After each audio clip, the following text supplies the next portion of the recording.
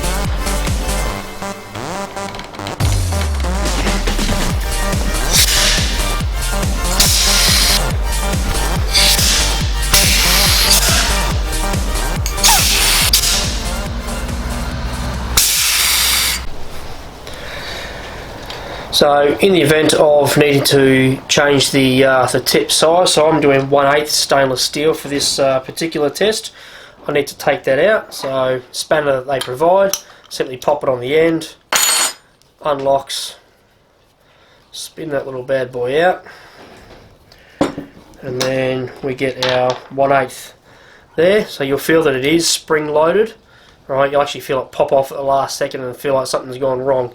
It hasn't. But you'll see there that it just pops in the end. Alright, so then I'll get my spanner again and just nip it up. There's no need to reef it too much there, just nip it up hand tight and you're away.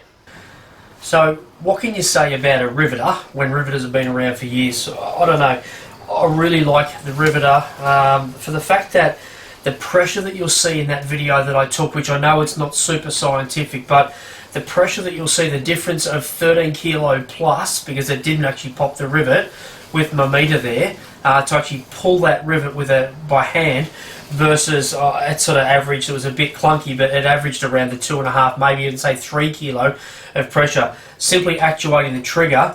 It doesn't matter how big a rivet you've got, if you completely maxed it out with your stainless steel rivet, wouldn't matter. This is exactly the same pressure because it's the air that's doing all the work and the plunger that's actually just actuating. So I really like that when you're working in a caravan type environment or horse float type environment, some sort of manufacturing environment, these things absolutely come into their own. There's no way, I don't think, as a boss, that you should have someone doing really repetitive tasks when you've got air available, doing it with a hand riveter. I just think it's nuts. I worked in the caravan industry for a couple of years, and doing the roofs, you'd be punching in 40, 45 mil long rivets. I think they're about 4 or 5 mil. So those things are big, and punching these, even with this, doing that for an hour and actually putting those in, your hand got a bit sore. To do it by hand is just nuts, absolutely nuts. So this thing really comes into its own. I really like that. So it was hard to show you so many different applications like that, but you saw the basics. I know that 1/8, everybody's going to go, oh, who cares about 1/8? It doesn't.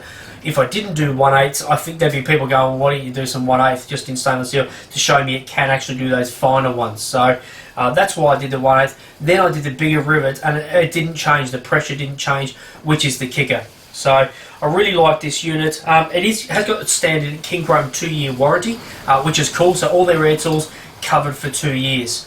What I would like to see in the King Chrome one, and to be honest, all air riveters, I really want a swivel fit in here. I reckon when I'm spending $150 plus, I don't want to have to go and buy an actual swivel attachment, because that is a pain. We're all used to cordless tools now, so it's very light and easy and nimble. Air well and truly has its place, I think, but what I'd like is a swivel air fitting that comes standard in the box, so that as I'm sort of working, I haven't got a hose that's coming up here, because if I haven't got nice flexible soft hose, it's a real pain. If my hose is too soft and I'm sort of pulling it up into a funky sort of spot, I'm going to actually kink my hose if I've got a really soft hose. So I'd like to see that change. I like the fact that this thing actually grabs the rivets. Again, when you're working in caravan industry or internally in some horse floats and that sort of thing, if you drop the little anvils on the ground and then step on it on the lino and you mark the lino, you're actually snookered. So I do like the fact that it's got that.